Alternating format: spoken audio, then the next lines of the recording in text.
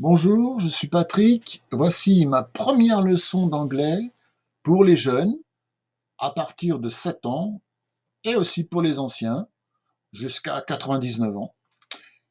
Donc aujourd'hui, nous allons voir un verbe fondamental, c'est le verbe être en anglais.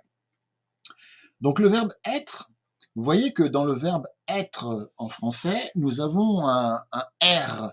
Le marqueur pour les infinitifs comme être, avoir, manger, boire, courir, c'est toujours un R. En anglais, le marqueur est un mot qui est to. Donc vous voyez ce to ici. Hein. Pour la prononciation, nous allons y aller pas à pas, d'accord. Donc to, c'est le marqueur qui indique que derrière, le verbe est considéré comme un infinitif, c'est-à-dire l'équivalent de être. Nous avons un R à la fin. Eux, les Anglais, ont un to avant le verbe. Et ici, nous avons le verbe être lui-même, d'accord? Donc, évidemment, tout seul, on pourrait le considérer comme un infinitif, mais il ne peut pas être non accompagné de ce to devant. Donc, be, la prononciation est très simple, hein, c'est to be. Pourquoi je commence par ce verbe-là? Parce que en français comme en anglais, comme dans toutes les langues, il y a deux verbes qui sont très importants, c'est le verbe être et ensuite le verbe avoir que nous verrons dans une prochaine leçon.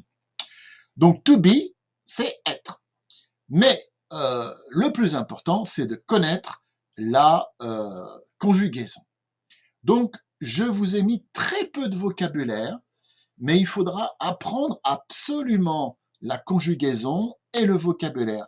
Si vous voulez parler anglais, que vous soyez un débutant totalement ou que vous soyez déjà, vous connaissiez déjà un petit peu l'anglais, on ne peut pas parler une langue si on n'apprend pas ses leçons ou autrement dit, d'une autre façon dite, on n'apprend pas le vocabulaire. Imaginez-vous que vous soyez un enfant qui joue avec des Legos. Si vous avez un Lego, vous ne pouvez rien faire. Si vous avez deux Legos, vous ne pouvez pas faire grand-chose. Mais si vous avez un millier de Legos à votre disposition, eh bien, vous pouvez déjà commencer à construire des belles choses, d'accord? Eh bien, pour parler de langue, c'est la même chose. Il faut faire l'effort d'apprendre le vocabulaire. Donc, je ne vais pas être trop gourmand, trop méchant. Je vais mettre très peu de vocabulaire, mais ce vocabulaire, il faudra bien l'apprendre et surtout se souvenir de la prononciation.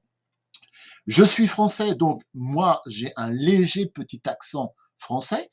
Je parle l'anglais depuis des dizaines d'années, hein, puisque je suis un vieux bonhomme.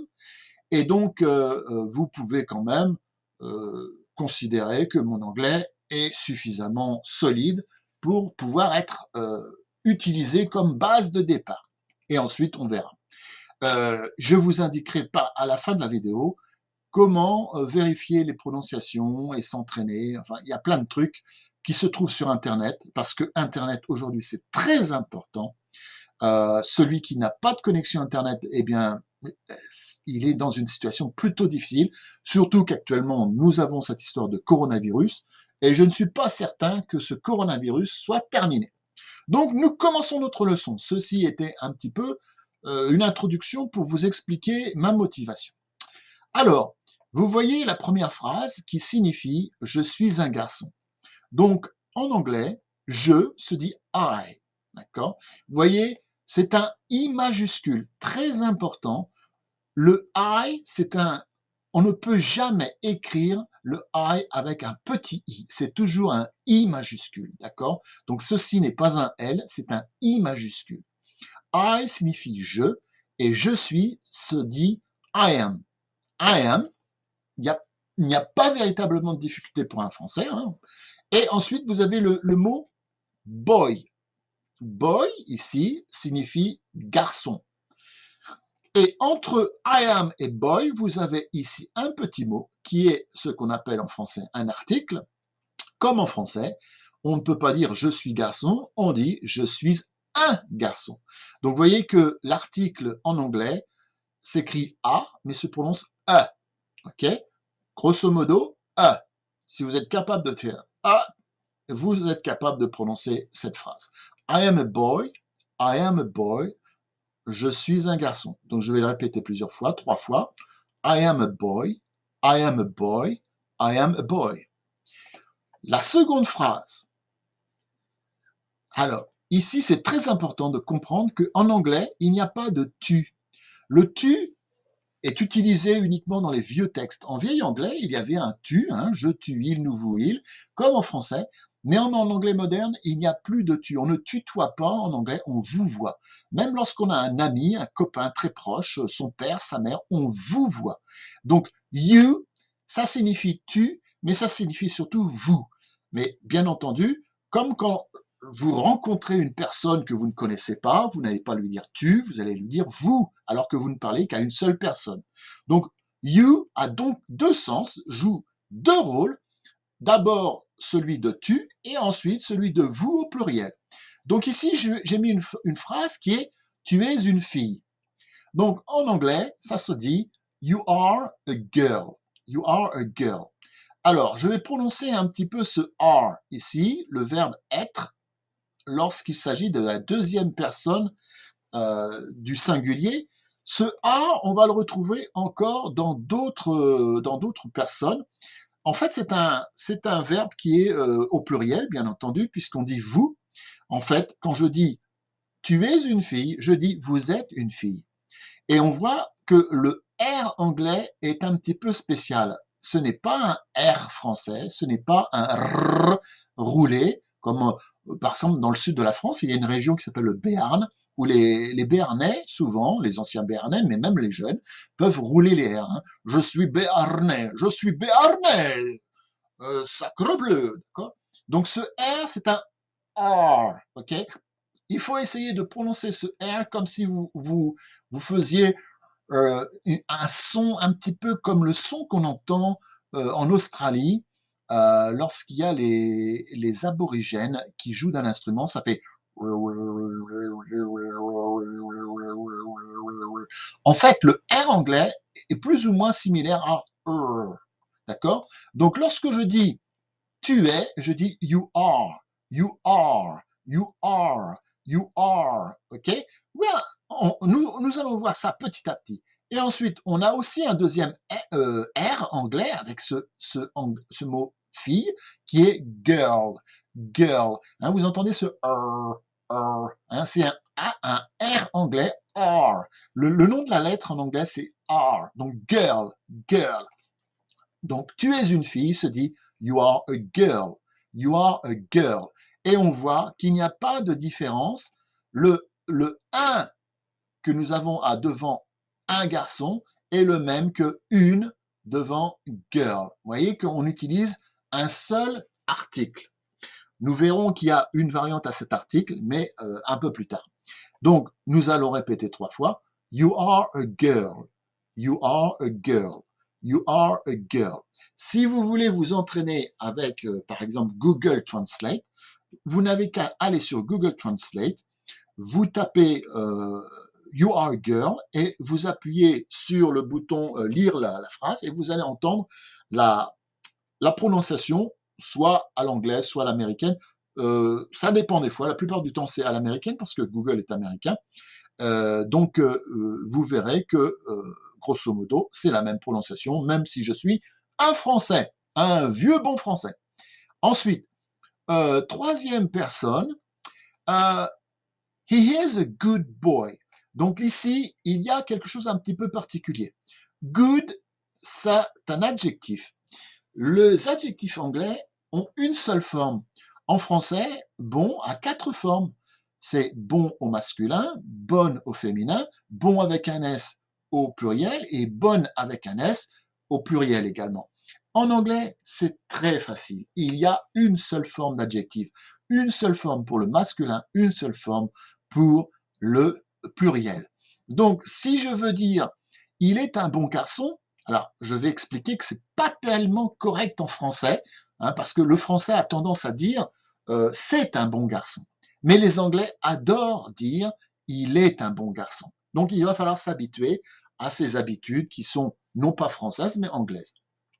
Donc, pour il, c'est he. Alors ici, il y a une chose très importante sur laquelle il faut insister, c'est le H aspiré. Le H en première position est toujours un H aspiré. Donc, on ne peut pas dire he he is, il faut dire he is.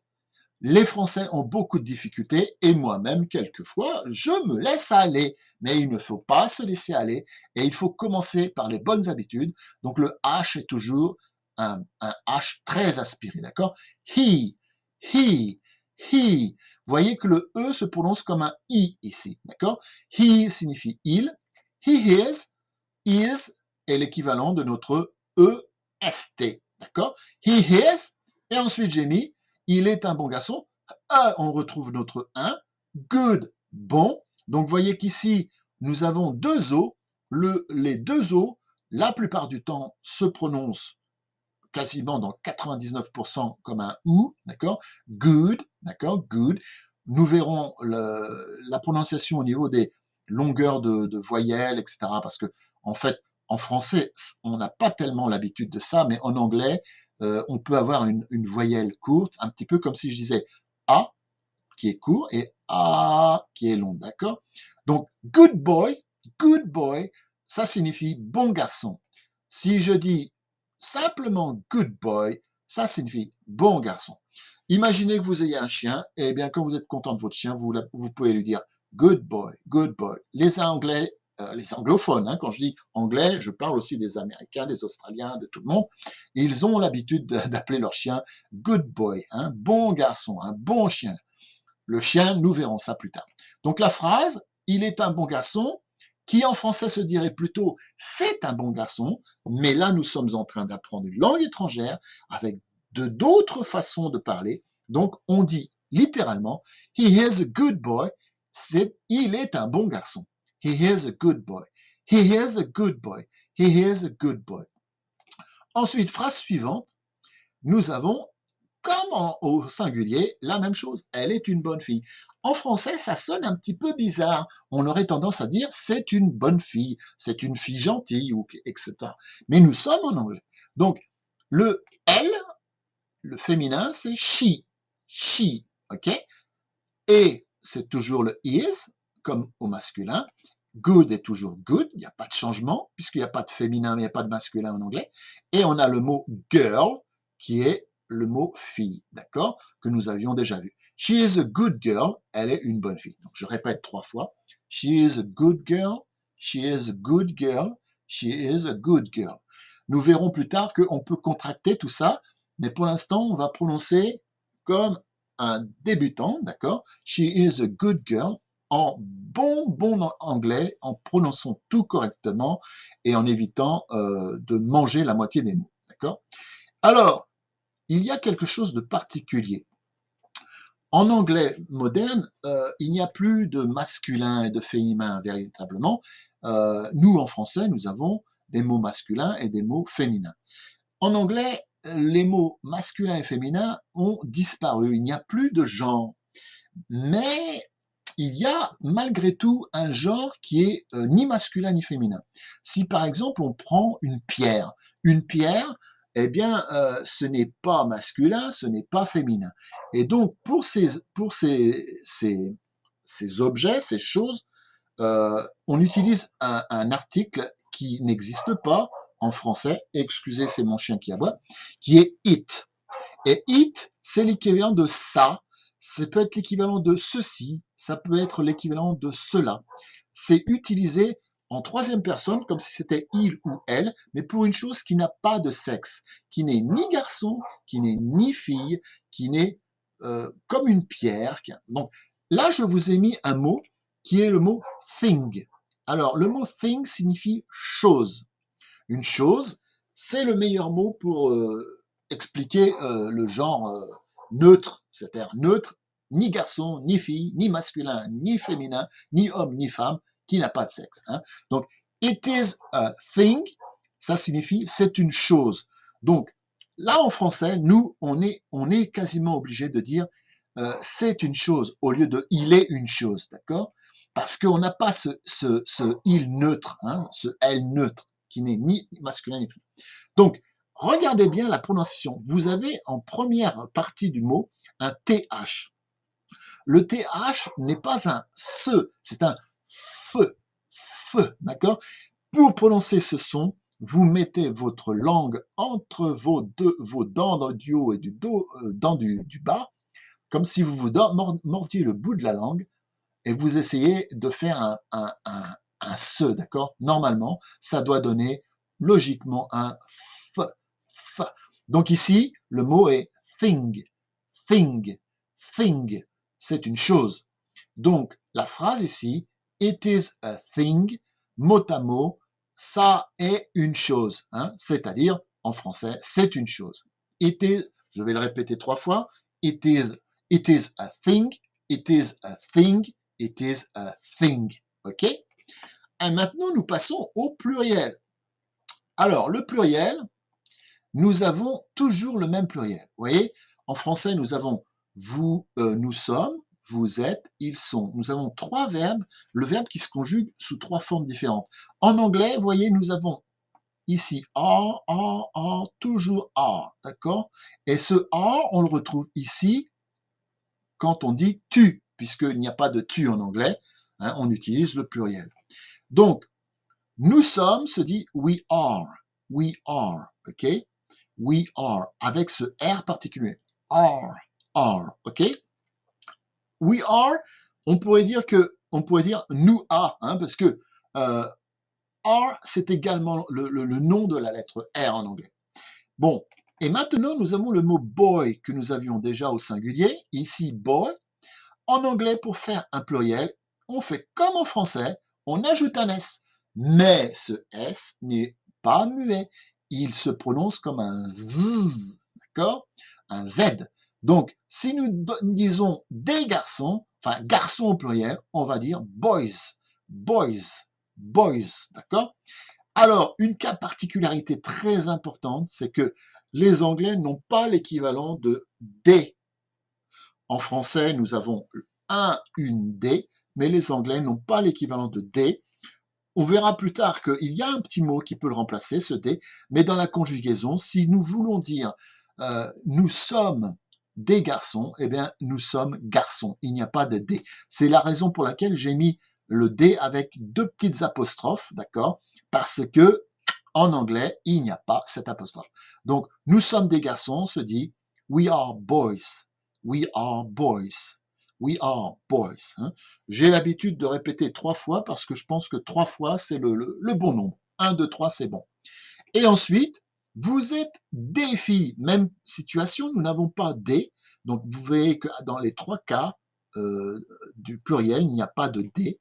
Donc, il va falloir s'habituer à utiliser cette phrase, ces phrases, sans ce D qui n'existe pas. Il n'y a pas véritablement l'équivalent. Donc ici, nous avons you are girls. Hein. Le you que nous avons déjà ici, au singulier, c'est vous. Hein, ça veut dire vous. C'est you. Et encore ce are. Et le pluriel, one girl. Alors, girl, c'est fille, une seule. Et si je rajoute un S, je fais le S se prononce comme un Z, girls, girls, girls. Donc, si je dis vous êtes des filles, you are girls, you are girls, you are girls.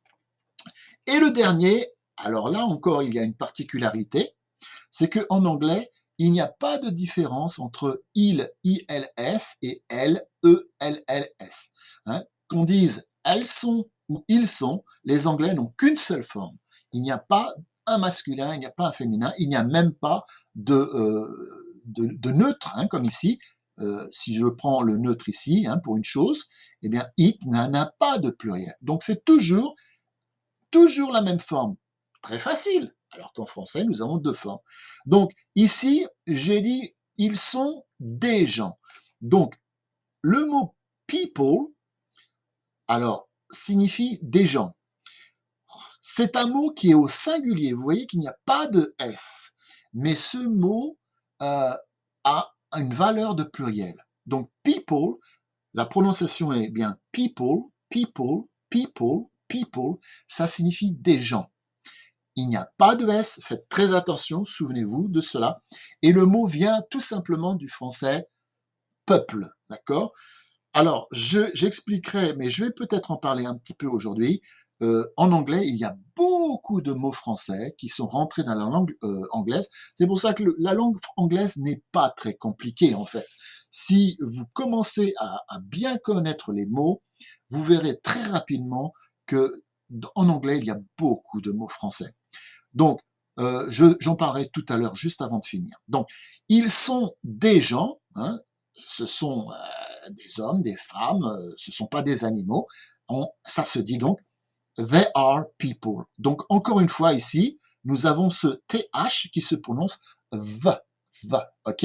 Et le E, ça donne they, hein, d'accord? Ça donne, attendez, ceci donne. Oh, c'est parce que je n'arrive pas à le marquer. Bon, c'est pas grave. Voilà, j'essaye de le marquer. Ce son-là, c'est A, d'accord? Donc, plus the, ça fait they. Et on rajoute le are, they are people. Je le répète 3 fois. They are people. They are people. They are people. Voilà. Et pour terminer, donc, je vais préciser quelque chose de très important. Donc, pour vous expliquer pourquoi en anglais il y a beaucoup de mots français, eh bien, il faut simplement savoir, bon, nous sommes en 2021, eh bien, en 1066, cette année-là, il y a eu, l'Angleterre a été envahie par des Français, par un chevalier, enfin, c'est le duc de Normandie. Bon, je ne vais pas vous faire de l'histoire, trop d'histoire aujourd'hui, mais enfin, en 1066, l'Angleterre a été envahie par les Français, et donc, pendant plusieurs siècles, la noblesse anglaise a parlé français. Et c'est seulement ensuite que les rois anglais et les reines anglaises ont recommencé à parler l'anglais en utilisant leurs propres mots, mais pendant des siècles, ils ont parlé français. On ne parlait pas anglais chez le roi d'Angleterre, on parlait français.